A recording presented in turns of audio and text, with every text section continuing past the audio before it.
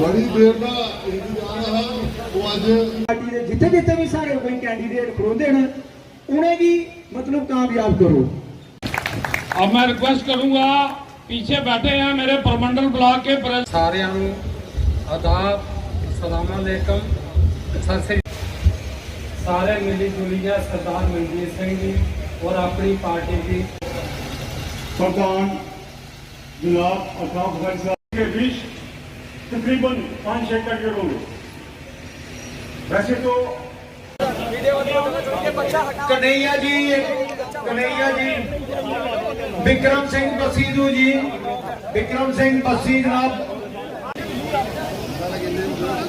वहाँ पर अपनी पार्टी जिंदाबाद जिंदाबाद जिंदाबाद, अल्ताफ बुखारी साहब जिंदाबाद। एक ऐसी पार्टी है जो दोनों खित्तों का एक समान ध्यान रखना चाहती है, चाहे वो कश्मीर की बात हो, चाहे वो जम्मू कश्मीर की बात, चाहे वो जम्मू की बात हो।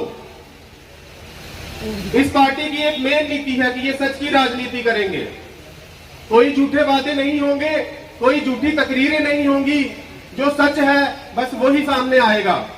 तो इसलिए मैं आप सभी से ये अनुरोध करता हूं कि विजयपुर कॉन्स्टिट्यूएंसी में हमारे सरदार मनजीत सिंह साहब के हाथों को और मजबूत करें। हर घर को, चाहे वो अमीर है चाहे वो गरीब है, हर घर को गर्मियों में 500 यूनिट बिजली फ्री दी जाएगी। हर घर को गर्मियों में जम्मू खिते में 500 यूनिट बिजली फ्री दी जाएगी, सर्दियों में 300 यूनिट बिजली फ्री दी जाएगी। इसी तरीके से कश्मीर में सर्दियों में 500 यूनिट और गर्मियों में 300 यूनिट, ये हमारा वादा है। और जो 500 यूनिट से ज्यादा खर्च करेगा उसको उतना ही बिल आएगा जो 500 यूनिट से ज्यादा होगा। 500 यूनिट हर एक को जम्मू कश्मीर अपनी पार्टी जो है वो फ्री देगी।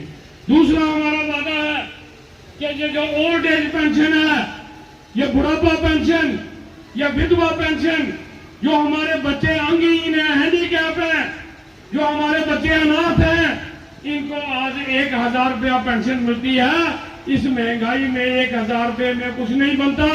कम से कम जो जमीनें यहाँ इनके पास है जिसकी ये काश्त कर रहे हैं वो तो उनकी ही रहने दो। ये कौन सा इंसाफ है? आज 75 साल बाद भी पानी नहीं और कहते हैं अच्छे दिन है, हर घर में पानी देंगे। अगर हमें आगे अपने बच्चों के लिए कुछ सोचना है तो बदलाव करना पड़ेगा। बदलाव ऐसे नहीं होगा साहब।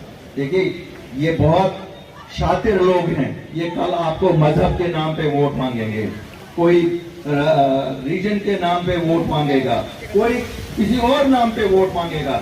जरा आप मेहरबानी करके सोचिए, आप अपने बच्चों को मद्देनजर रख के वोट दीजिए, जिसके लिए आपको लगता है जो आपकी बच्चों की फ्यूचर की जमानत करेंगे। जमानत तो अल्लाह देने वाला होता है, इंसान कभी नहीं, लेकिन हमें सही डायरेक्शन में तो कदम उठाने पड़ेंगे। कोई बाहर से तो नहीं आएगा ना हमारे बच्चों के लिए सोचने के लिए, हमें सोचना पड़ेगा। और आप में वो ताकत भी है और हिम्मत भी है कि जब आप उठ जाओगे, ये जो ड्रामाबाजी और नाराबाजी करते हैं, जुमलाबाजी जो करते हैं, ये कहीं खड़े नहीं दिखेंगे। इनको एक ही सवाल पूछो, 2014 से तो आपको दिया है, 2014 से तो 3 साल आप उन्हीं लोगों के साथ बैठे रहे जिन लोगों का आप कहते थे हमने इनका राज खत्म करना है, खानदानी राज। 2018 के बाद तो आप ही हो। 4 साल में कुछ हुआ था? मुझे बताइए, इसमें तो कोई कश्मीरी शामिल नहीं था, ये तो सब खुद यही लोग हैं। आप बताइए यहां आपकी क्या डेवलपमेंट हुई? ये तो बहुत कुछ कहते हैं। एक शिकायत है इनको, ये कहते हैं जम्मू वाले हमेशा रोते ही रहते हैं, कहते हैं कुछ नहीं। जरा इनको जवाब तो दे दो। मैं यहां आप लोगों से इसलिए भी ज्यादा बात करना चाहता हूं, रोज बात हो रही है 70,000 करोड़ इंडस्ट्रियल इन्वेस्टमेंट आ गई। आपने देखी होगी जो इंडस्ट्री लगी है वो भी बंद पड़ी हुई है, और अगर कोई चल रही है उसने लोग बाहर से लाए हुए हैं। हमारे बच्चों को क्या मजदूरी का काम भी नहीं दे दोगे? अब तो एक नया बाजार खड़ा हुआ है, कठुआ से शुरू हुआ है। कठुआ जिले में हरियाणा से लोग आ रहे हैं, यूपी से लोग आ रहे हैं, बिहार से लोग आ रहे हैं, उनको जमीनें दी जा रही हैं। जमीनें हमारी और इनको बेची जा रही हैं। क्यों? इन्होंने एक रास्ता निकाला। अगर 1975 में शेख मोहम्मद अब्दुल्ला ने लीज का रास्ता नहीं निकाला होता, आज इन्होंने उसी लीज को कन्वर्ट करके बोला साहब इंडस्ट्री के लिए तो देनी पड़ेगी। ये तो ऊपर वाले का शुक्र है। हम लोग कैसे लड़े, 95% जमीनें कैसे बचाई हैं कि नहीं साहब एग्रीकल्चर लैंड नहीं बेच सकता है कोई। मुझे लगता है इनको हम लोगों से प्यार नहीं है, इनको शायद जम्मू कश्मीर की जमीनों से प्यार है, जम्मू कश्मीर के वसाइल से प्यार है। हमारा पानी, हमारी बिजली बाहर बनाकर बाहर बेचते हैं, हमारे लोग तरस रहे हैं। और हमें क्या कहा जाता है, साहब अब हमने फैसला कर लिया है, जो सूद इन पे चढ़ा हुआ है बकाया बिजली फीस पे, वो माफ करेंगे। भैया आप कौन सा सूद दे रहे हो किसी को? जिनसे आप बिजली ला रहे हो, आप तो उनको 5-5, 10-10 साल पैसा नहीं देते हो, तो हमारे लोगों पे क्या एहसान? अगर आपकी चुनी हुई सरकार होती, आपकी चाहती सरकार होती, तो कम से कम हम भी किसी के पास जाते, कहते साहब अगर पूरा नहीं निसब माफ करो, निसब एक ही टर्म में ये दे देंगे। हम नहीं कहते हैं इंडस्ट्री वाले को माफ करो, लेकिन डोमेस्टिक कंज्यूमर को तो माफ करो ना। 3 साल तो ये भी कोविड में घर में रहा। इसलिए मेरे भाइयों, सोच समझ के वोट देना पड़ेगा। जब तक ना आप बदलाव करोगे कुछ नहीं बदलेगा। अगर आप खुश हैं कि यही चलता रहे, वहां से आके आपको यही बोला जाएगा जनाब आप देखो कितने हजार टीके लगे, कितने लाख टीके लगे, कितने लोगों को आयुष्मान भारत में हमने इलाज किया। भाई सुख सुख चाहो, लोगों को सेहतयाब रहने की दुआ करो। ये तो इंश्योरेंस कंपनियों का काम है। आपने आयुष्मान भारत दिया, आप तो ये देखिए आप प्रीमियम कितना दे रहे हो उन इंश्योरेंस कंपनियों को।